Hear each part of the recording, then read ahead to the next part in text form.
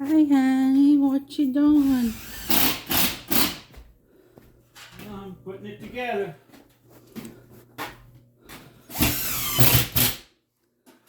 Oh, looky.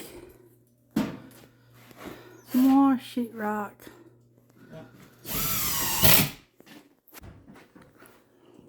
Well, we had a comment that we should stagger our sheetrock joints.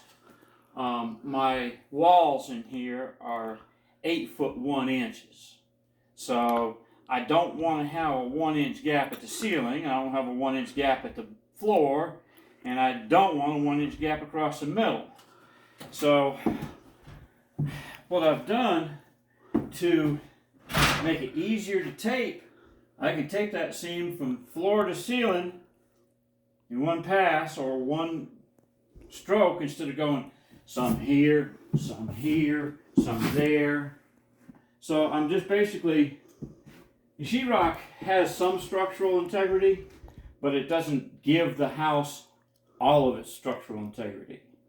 And so if I was worried about its structural integrity, let's say we had styrofoam instead of OSB on the outside, or we had steel studs that really didn't have anything solid hooked up to them except for the sheetrock, then yes, I'd stagger the joints. But as it is now, I just want something that I can finish easily, and it's not going to make any difference as far as structure is concerned, because I got 4x8 sheet. That's going to give this wall structure. It's going to give it strength.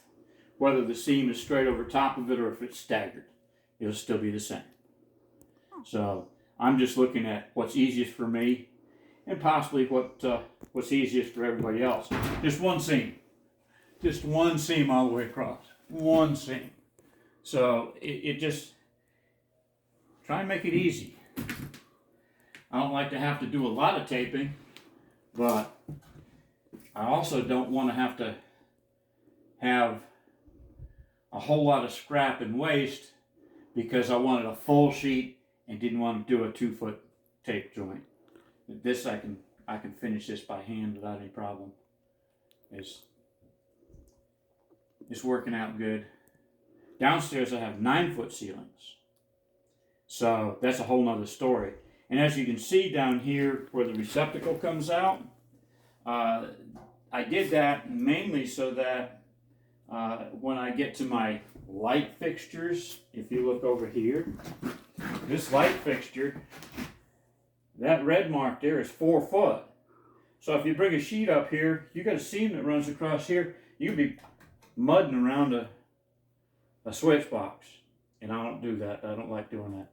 So this first piece be a certain size, and the next one comes up, and then whatever's cut off of that top one starts the next area. It'll only be an inch different, but it can be used. Yes. So, and instead of having one seam down the middle, I've got 2 seams, but they're reachable. I can reach that and work it, and I don't end up with having to tape in the light switch boxes. And there's a few of them in here. So it's getting there, and I'm utilizing my scrap pieces, my short pieces, and putting them in places here and there. And it's working out. And you're just one person. You're not a 20-person crew. No, I'm not a big crew. And we've got 2 stories and a full basement. Yeah, so I've got a little bit of work to do.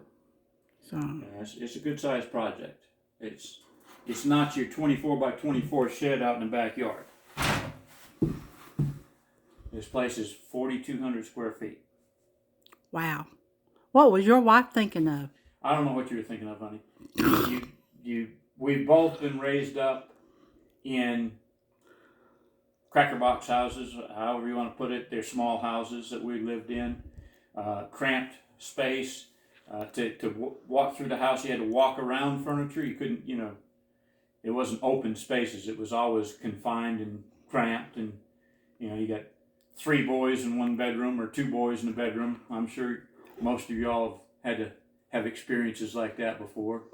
But we wanted something that was a place where we could have friends and family come and stay.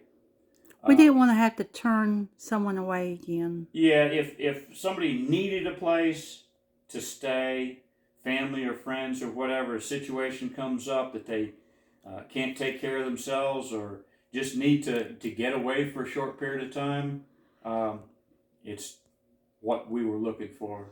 Just something that where we could enjoy it and we could enjoy having people with us.